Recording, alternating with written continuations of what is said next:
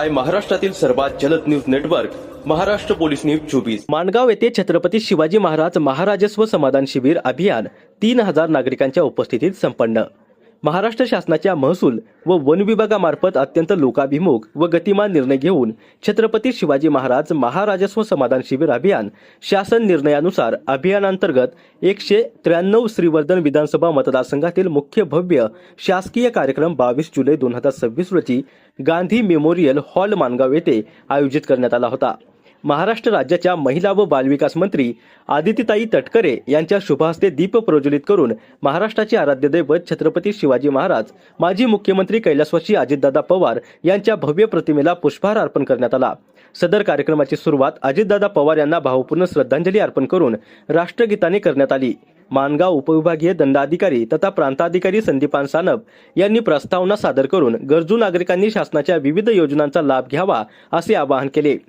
मुख्यमंत्री देवेंद्र फडणवीस यांच्या वाढदिवसानिमित्त तसेच कैलासवासी अजितदादा पवार यांच्या जयंतीनिमित्त सदर कार्यक्रमाचे आयोजन करण्यात आले होते। सदर शिबिरामध्ये प्रधानमंत्री आवास योजना, शेतकरी घनबूट वाटप, जिवंत सातबारा वाटप, बळीराजा शेतकरी उत्पादक, एकात्मिक बालविकास योजना, शेतकरी हेक्टर योजना, विविध महिला बचत गट तसेच विविध योजनांचा लाभ प्राप्त झालेल्या नागरिकांच्या प्रशस्ती पत्रक देऊन गौरव करण्यात आला। अनिल शिंदे यांनी 1% आरक्षणामध्ये जिद्द धरून पोलीस भरती झाल्याने तसेच रवींद्र मोरे रेस्क्यू टीम या टीमने आपत्कालीन वेळेत उत्कृष्ट कामगिरी केल्याने आदितीताई तटकरे यांच्या शुभ हस्ते या रेस्क्यू टीमचा गौरव करण्यात आला। सदर कार्यक्रमाला जिल्हा कार्याध्यक्ष सुभाष केकाने, पंचायत समिती सभापती विद्या पाशिलकर, उपसभापती विलास शिंदे, म्हसळा तालुका सभापती बबन बडवे, माजी सभापती अलका केकाने, उपसभापती मालोरेताई, जिल्हा परिषद सदस्य असलम राऊत, तालुका अध्यक्ष काकासाहेब नवगणे, उपनगराध्यक्षा रिया ओभारे, श्रीवर्धन मतदारसंघाचे तालुका अध्यक्ष बापूशेठ खनविलकर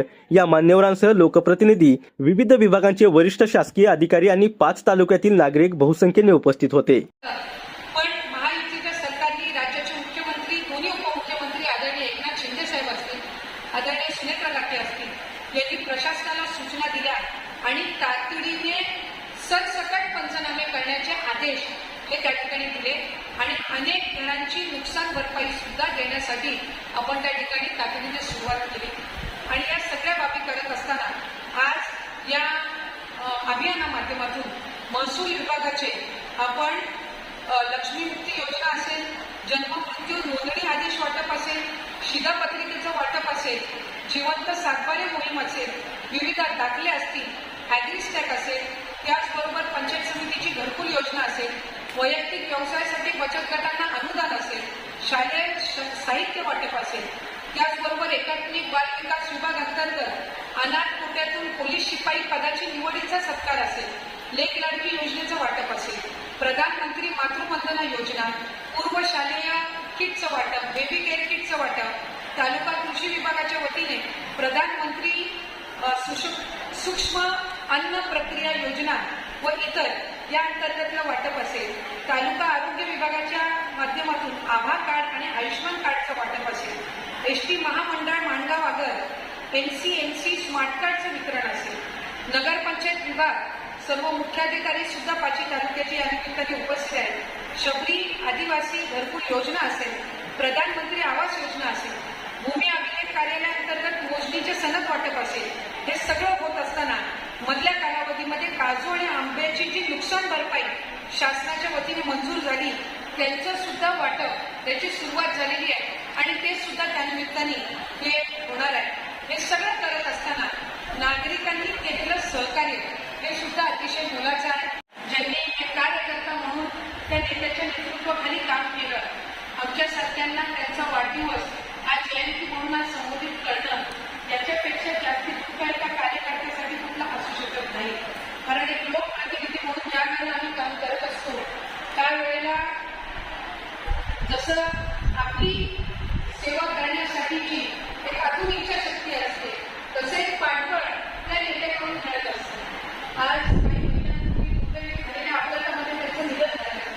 अनेक गोष्टी त्या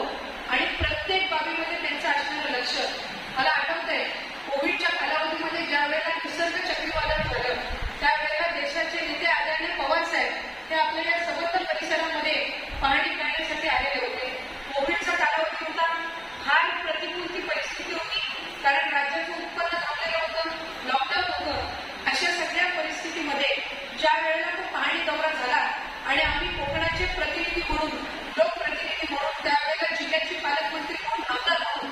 ज्या वेळेला आदरणीय दादांच्या दालनामध्ये बैठक झाली त्यावेळेला सुद्धा राज्याचे अर्थमंत्री होते. महाराष्ट्र पोलीस न्यूज 24 साठी रायगड जिल्हा संपादक उत्तम तांबे.